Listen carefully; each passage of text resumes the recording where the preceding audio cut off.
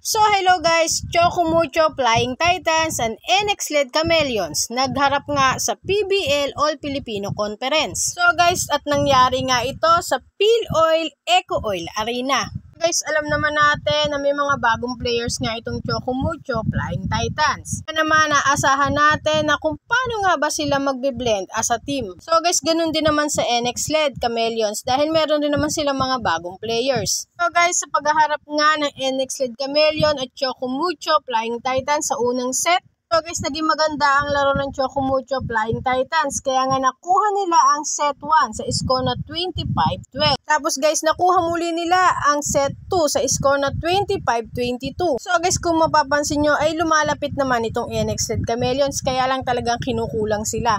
Pero yun nga guys, hindi na nga nagpatumpik-tumpik pa ang Chocumucho Flying Titans para makakuha ng una nilang panalo sa PBL All Filipino Conference at tinapos na nga nila ang set 3 sa score na 25-18. Guys, sa naging laban nga ng NX Led Chameleon at Chocumucho Flying Titans, masasabi ko na maganda ang nilaro ni Mars Alba. Napakaganda ng connection niya sa kanyang mga spikers. So guys, alam naman natin kung ano ang trabaho ng isang setter at napakalaki ng papel na gagampanan niya para sa loob ng court. So guys, bukod nga kay Mars Alba ay napakaganda rin at napakalakas ng ginawa nitong si Cici Rondina. So guys, alam naman natin kung gaano kagaling naman talaga itong si Cici Rondina kaya hindi nakapagtataka na siya ang maging player of the game sa laban na ito. So guys, si Cici Rondina nga ay nakakuha ng 17 points, 16 attacks, at isang ace. So guys, alam naman natin na ang volleyball ay team effort. Kaya naman tingnan rin natin kung sino-sino pa nga ba ang may mga gandang ipinakita sa laban na ito. So guys, na pag-uusapan na nga rin lamang si Mars Alba. Si Mars Alba nga ay nakakuha ng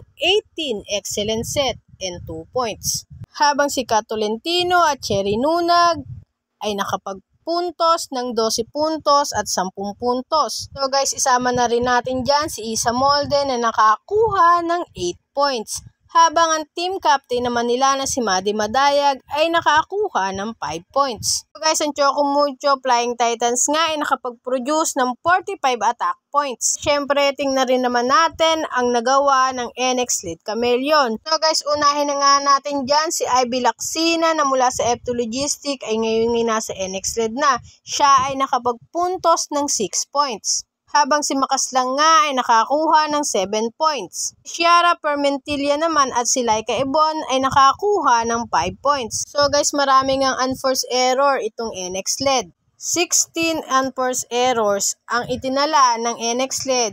Dahilan para matalo sila ng Chocumucho Flying Titans. So guys, ang susunod nga na laban ng Chocumucho Flying Titans ay sa February 27 sa PhilSport Arena. 6 PM. So guys, haharapin nila ang Petrogas Angels.